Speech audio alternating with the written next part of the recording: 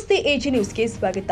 ವಡಿಗೇರ ತಾಲೂಕಿನ ಖ್ಯಾತನಾಳ ಗ್ರಾಮದ ಸರ್ಕಾರಿ ಶಾಲೆಯಲ್ಲಿ ಮಕ್ಕಳಿಗೆ ನೀಡಲಾಗ್ತಾ ಇದ್ದ ಮಧ್ಯಾಹ್ನದ ಬಿಸಿ ಊಟದ ಅನ್ನದಲ್ಲಿ ಬಾಲಹುಳ ಕಂಡುಬಂದ ಘಟನೆ ಗಂಭೀರ ಚರ್ಚೆಗೆ ಕಾರಣವಾಗಿದೆ. ಈ ವಿಷಯವನ್ನ ಗಮನಿಸಿದ ಕರ್ನಾಟಕ ರಾಜ್ಯ ದಲಿತ ಸಂಘರ್ಷ ಸಮಿತಿಯ ಯುವ ಕಾರ್ಯಕರ್ತರು ಶಾಲೆಗೆ ಭೇಟಿ ಕೊಟ್ಟು ವಿದ್ಯಾರ್ಥಿಗಳೊಂದಿಗೆ ವಿಚಾರಣೆ ಮಾಡಿದ್ರು.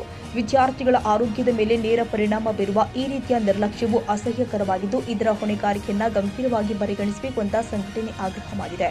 ಘಟನೆಯ ಹಿನ್ನೆಲೆ ಶಾಲೆಯ ಮುಖ್ಯ ಗುರುಗಳ ಮೇಲೆ ತಕ್ಷಣ ಶಿಸ್ತು ಕ್ರಮ ಕೈಗೊಳ್ಳಬೇಕು ಹಾಗೂ ಮಧ್ಯಾಹ್ನದ ಊಟ ತಯಾರಿಸುವ ಅಡುಗೆ ಸಿಬ್ಬಂದಿಯನ್ನ ವಜಾ ಮಾಡಿ ಈಗ ಕಾರ್ಯನಿರ್ವಹಿಸ್ತಾ ಇರುವ ಜಾತಿಯವರನ್ನೇ ಹೊಸದಾಗಿ ನೇಮಿಸುವ ಮೂಲಕ ಮುಂದಿನ ಅನಾಹುತಗಳನ್ನ ತಪ್ಪಿಸಬೇಕು ಅಂತ ಒತ್ತಾಯ ಮಾಡಲಾಗಿದೆ. ಈ ಕುರಿತು ಕರ್ನಾಟಕ ರಾಜ್ಯ ದಲಿತ ಸಂಘರ್ಷ ಸಮಿತಿ, ಕ್ರಾಂತಿಕಾರಿ ಬಣ ರಾಜ್ಯ ಸಮಿತಿ ಬೆಂಗಳೂರು ವತಿಯಿಂದ ರಾಜ್ಯ ಸಂಘಟನಾ ಸಂಚಾಲಕರು ಆದ ಮಲ್ಲಿಕಾರ್ಜುನ್ ಕ್ರಾಂತಿ ಅವರು ಸಂಬಂಧಪಟ್ಟ ಅಧಿಕಾರಿಗಳಿಗೆ ಮನವಿ ಸಲ್ಲಿಸಿದ್ದಾರೆ. ಮಕ್ಕಳ ಆರೋಗ್ಯ ಮತ್ತು ಭವಿಷ್ಯವನ್ನ ಕಾಪಾಡುವ ನಿಟ್ಟಿನಲ್ಲಿ ಶಿಕ್ಷಣ ಇಲಾಖೆ ತಕ್ಷಣ ಕ್ರಮ ಕೈಗೊಳ್ಳಬೇಕು ಅಂತ ಸಾರ್ವಜನಿಕರ ಆಗ್ರಹವಾಗಿದೆ. ಏನು ಊಟ ಮಾಡೋ ಟೈಮ್ಗೆ ಒಂದು ಬಾಲುಳ ಬಂದವೇನಪ್ಪ?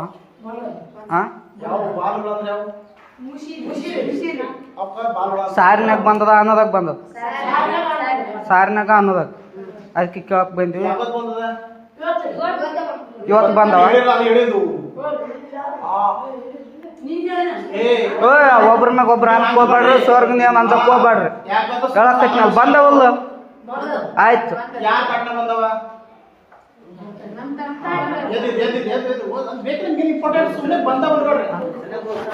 ತಾಮ ಯಾದ್ನಂದ್ರು ಏನು ಅನ್ಸಕ್ ಹೋಗ್ಬೇಡ, ನಾವು ಇರ್ತೀವಿ.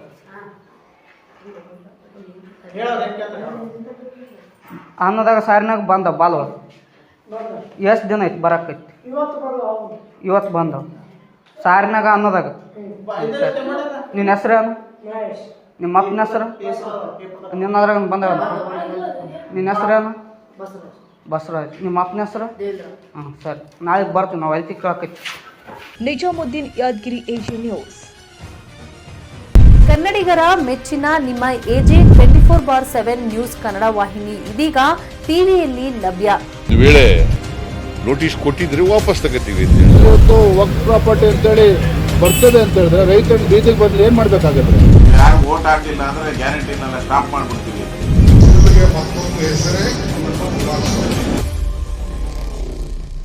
ಕರ್ನಾಟಕ ಮತ್ತು ದೇಶ ವಿದೇಶ 360 ಡಿಗ್ರಿ ಸುದ್ದಿ ಹಾಗೂ ಉತ್ತರ ಕರ್ನಾಟಕ, ಬೆಳಗಾವಿ, ಬಾಗಲಕೋಟೆ, ಧಾರವಾಡ, ಹಾವೇರಿ, ಗದಗ, ಬಿಜಾಪುರ ಜಿಲ್ಲೆಯ ಕ್ಷಣ ಕ್ಷಣದ ವಿವರವನ್ನ ಪಡೆಯುವುದಕ್ಕೆ ಎಜೆ 24/7 ನ್ಯೂಸ್ ಕನ್ನಡ ವಾಹಿನಿಯನ್ನ ಲೈಕ್ ಮಾಡಿ, ವಿಡಿಯೋಗಳನ್ನ ಶೇರ್ ಮಾಡಿ, ಕಮೆಂಟ್ ಮಾಡುವ ಮೂಲಕ ನಮ್ಮ ವಾಹಿನಿಗೆ ಸಹಕಾರ ನೀಡಿ ಮತ್ತು ಚಾನೆಲ್ ಅನ್ನ ಸಬ್ಸ್ಕ್ರೈಬ್ ಮಾಡಿ.